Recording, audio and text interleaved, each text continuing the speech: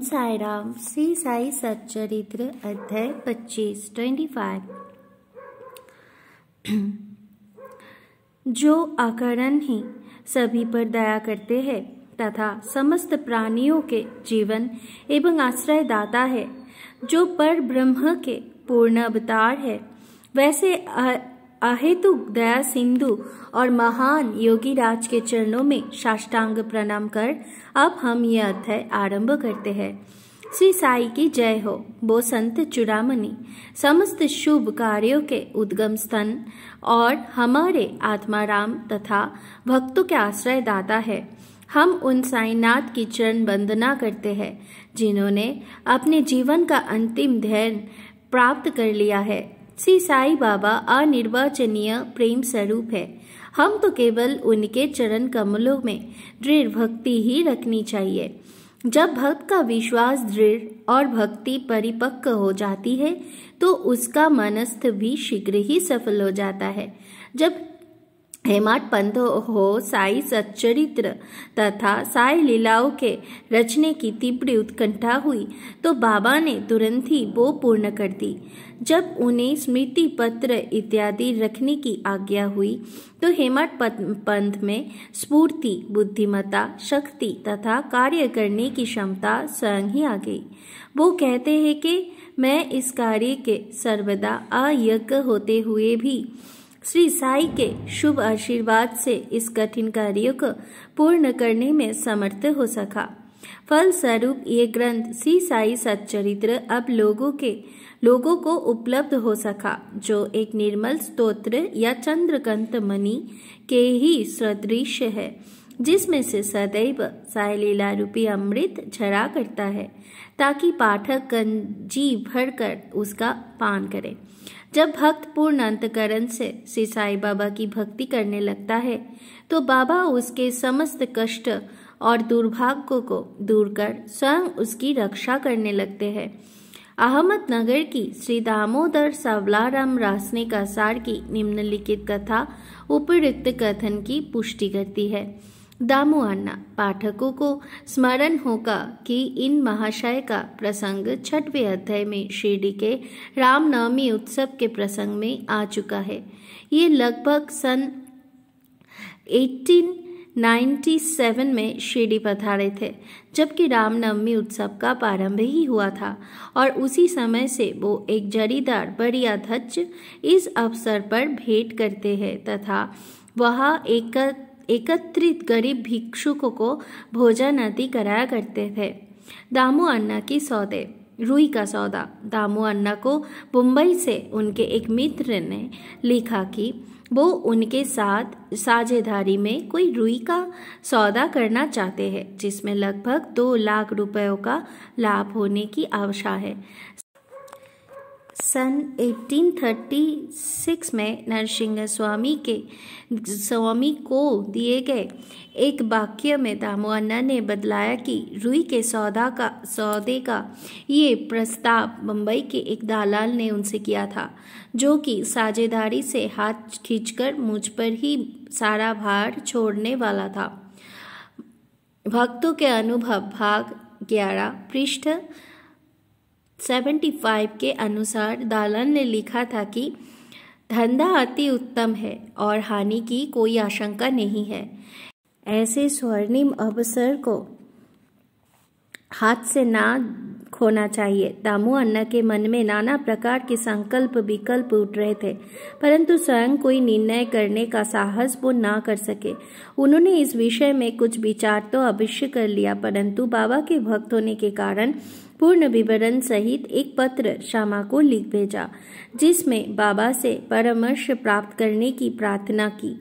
ये पत्र श्यामा को दूसरे ही दिन मिल गया, जिसे दोपहर के समय मस्जिद में जाकर उन्होंने बाबा के समक्ष रख दिया। श्यामा से बाबा ने पत्र के संबंध में पूछताछ की। उत्तर में श्यामा ने कहा कि अहमदनगर की दामू अन्ना का सार आपसे कुछ आज्ञा प्राप्त करने की प्रार्थना कर रहे हैं बाबा। बाबा ने पूछा कि वो इस पत्र में क्या लिख रहा है और उसने क्या योजना बनाई है। मुझे तो ऐसा प्रतीत होता है कि वो आकाश को छूना चाहता है। उसे जो कुछ भी भगवत कृपा से प्राप्त है वो उससे संतुष्ट नहीं है। अच्छा, पत्र पढ़कर तो सुनाओ। श्यामा ने कहा, जो कुछ आपने अभी कहा वही तो पत्र में लिखा हुआ है। हे देव, आप यहाँ शांत और स्थिर बैठे रहकर भी भक्तों को उद्विग्न कर देते हैं और जब वो अशांत हो जाते हैं तो आप उन्हें आकर्षित कर किसी को प्रत्यक्ष तो किसी को पत्र द्वारा वहाँ खींच लेते हैं। जब आपको पत्र का आशय विदित ही है तो फिर मुझे पत्र पढ़ने को क्यों विवश कर रहे हैं। बाबा कहने लगा कि श्यामा, तुम तो पत्र पढ़ो, मैं तो ऐसे ही अनाप शनाप बकता हूँ, मुझ पर कौन विश्वास करता है। तब श्यामा ने पत्र पढ़ा और बाबा उसे ध्यानपूर्वक सुनकर चिंतित हो कहने लगे कि मुझे ऐसा प्रतीत होता है कि सेठ दामू अन्ना पागल हो गया है। उसे लिख दो कि उसके घर किसी वस्तु का अभाव नहीं है, इसलिए उसे आधी रोटी में ही संतोष कर लाखों के चक्कर से दूर ही रहना चाहिए। श्यामा ने उत्तर लिखकर भेज दिया, जिसकी प्रतीक्षा उत्सुकता पूर्वक दामू अन्ना कर रहे थे। पत्र पढ़ते ही लाखों रुपए के लाभ होने की उनकी जो आशा थी उस पर पानी फिर गया। उन्हें उस समय ऐसा विचार आया कि बाबा से परामर्श कर उन्होंने भूल की है, परंतु श्यामा ने पत्र में संकेत कर दिया था कि देखने और सुनने में फर्क हुआ करता है, इसलिए श्रेयस्कर है कि आप स्वयं शिरडी आकर बाबा की आज्ञा प्राप्त करो।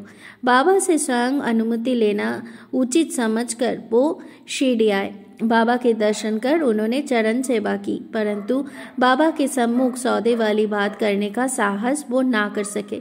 उन्होंने संकल्प किया कि यदि उन्होंने कृपा कर दी तो इस सौदे में से कुछ लाभांश उन्हें भी अर्पण कर दूंगा। यद्यपि ये विचार दामू अन्ना बड़ी गुप्त रीति से अपने मन में ही कर रहे थे, तो भी त्रिकालदर्शी बाबा से क्या छिपा रह सकता है। बालक तो मिष्ठान मांगता है, परंतु उसकी माँ उसे कड़वी ही औषधि देती है, क्योंकि मिठाई स्वास्थ्य के लिए हानिकारक होती है और इस कारण वो बालक के कल्याणार्थ उसे समझा बुझाकर कड़वी औषधि पिला दिया करती है। बाबा एक दयालु माँ के ही समान थे। वो अपने भक्तों का वर्तमान और भविष्य जानते थे, इसलिए उन्होंने दामू अन्ना के मन की बात जानकर कहा कि बापू, मैं अपने को इन सांसारिक झंझटों में फंसाना नहीं चाहता। बाबा की अस्वीकृति जानकर दामू अन्ना ने ये विचार त्याग दिया। अनाज का सौदा। तब उन्होंने अनाज, गेहूं, चावल आदि अन्य वस्तुओं का धंधा आरंभ करने का विचार किया। बाबा ने इस विचार को भी समझकर उनसे कहा कि तुम रुपए का 5 सेर खरीद के और 3 सेर को बेचोगे। इसीलिए उन्हें इस धंधे का भी विचार त्यागना पड़ा। कुछ समय तक तो अनाजों का भाव चढ़ता ही गया और ऐसा प्रतीत होने लगा कि संभव है बाबा की भविष्यवाणी असत्य निकले, परंतु 2-1 मास के पश्चात ही सब स्थानों में पर्याप्त वृष्टि हुई, जिसके फलस्वरूप भाव अचानक ही गिर गए और जिन लोगों ने अनाज संग्रह कर लिया था उन्हें यथेष्ट हानि उठानी पड़ी, पर दामू अन्ना इस विपत्ति से बच गए। ये कहना व्यर्थ न होगी कि रुई का सौदा जो कि उस दलाल ने अन्य व्यापारी के साझेदारी में किया था, उसमें उसे अधिक हानि हुई। बाबा ने उन्हें बड़ी विपत्तियों से बचा लिया है। ये देखकर दामू अन्ना का साई चरणों में विश्वास दृढ़ हो गया और वो जीवन पर्याप्त बाबा के सच्चे भक्त बने रहे। आम्रलीला। एक बार गोवा के एक मामलतदार ने, जिनका नाम राले था, लगभग 300 आमों का एक पार्सल श्यामा के नाम शिरडी भेजा। पार्सल खोलने पर प्राय सभी आम अच्छे निकले। भक्तों में इनके वितरण का कार्य श्यामा को सौंपा गया। उनमें से बाबा ने 4 आम दामू अन्ना के लिए पृथक निकाल कर रख दिया। दामू अन्ना की 3 स्त्रियां थी, परंतु अपने दिए हुए वक्तव्य में उन्होंने बतलाया था कि उनकी केवल 2 ही स्त्रियां थी। वो संतानहीन थे।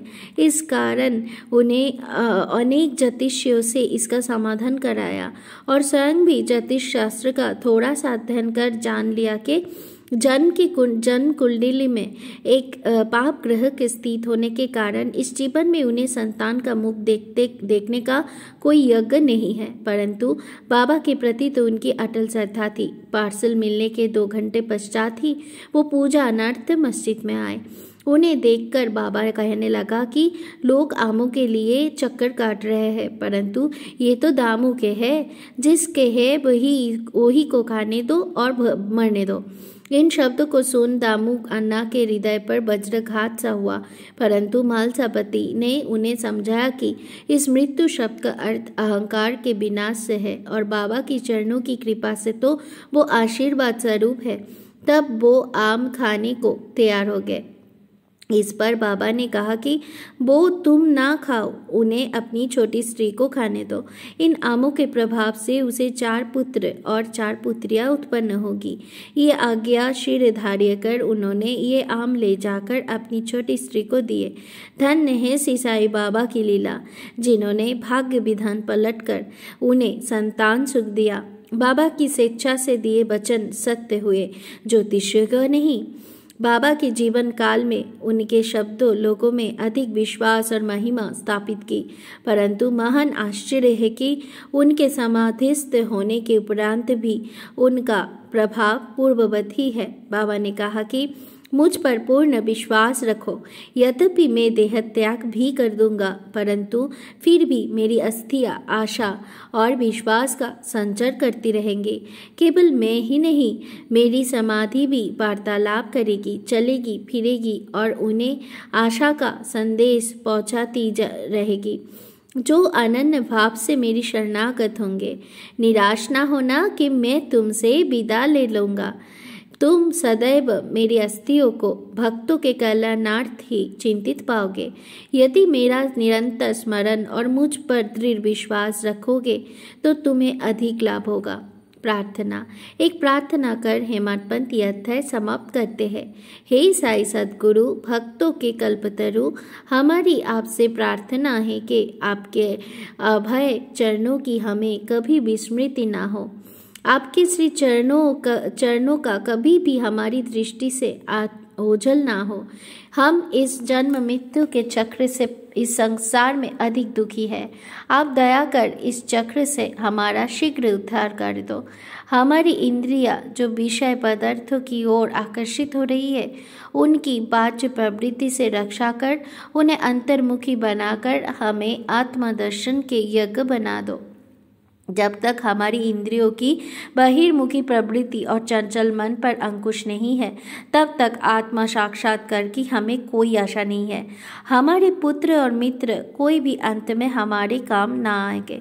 हे साईं, हमारे तो एकमात्र तुम ही हो जो हमें मोक्ष और आनंद प्रदान करोगे।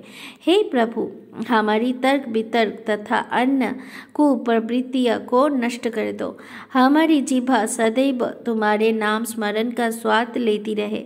हे साईं, हमारे अच्छे बुरे सब प्रकार के विचारों को नष्ट कर दो। प्रभु, कुछ ऐसा कर दो कि जिससे हमें अपने शरीर और गृह में आसक्ति ना रहे। हमारा अहंकार सर्वथा निर्मूल हो जाए और हमें एकमात्र तुम्हारे ही नाम की स्मृति बनी रहे तथा शेष सबका विस्मरण हो जाए। हमारे मन की अशांति को दूर कर उसे स्थिर और शांत करो। हे साईं, यदि तुम हमारे हाथ अपने हाथ में ले लोगे तो अज्ञान स्वरूपी रात्रि का आवरण शीघ्र दूर हो जाएगा और हम तुम्हारे ज्ञान प्रकाश में सुखपूर्वक विचरण करने लगेंगे। ये तो तुम्हारा लीलामृत पान करने का सौभाग्य हमें प्राप्त हुआ तथा जिसने हमें अखंड निद्रा से जागृत कर दिया है। ये तुम्हारी ही कृपा और हमारे गत जन्मों का शुभ कर्मों के कारण ही हुआ है। विशेष इस संबंध में श्री दामू अन्ना के उपयुक्त कथन को उद्धृत किया जाता है, जो ध्यान देने योग्य है। एक समय जब मैं अन्य लोग सहित बाबा के श्री चरणों के समीप बैठा था तो मेरे मन में 2 प्रश्न उठे। उन्होंने उनका उत्तर इस प्रकार दिया। एक जो जन समुदाय श्री साई के दर्शनार्थ शिरडी आता है, क्या उन सभी को लाभ पहुंचता है? इसका उन्होंने उत्तर दिया कि बोर लगे आम वृक्ष की ओर देखो। यदि सभी बोर फल बन जाए तो आमों की गणना भी न हो सकेगी। परंतु क्या ऐसा होता है?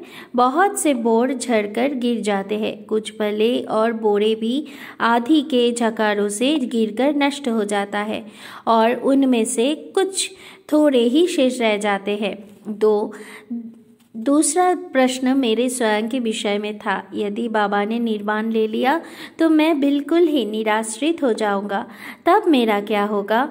इसका बाबा ने उत्तर दिया कि जब और जहाँ भी तुम मेरा स्मरण करोगे मैं तुम्हारे साथ ही रहूंगा।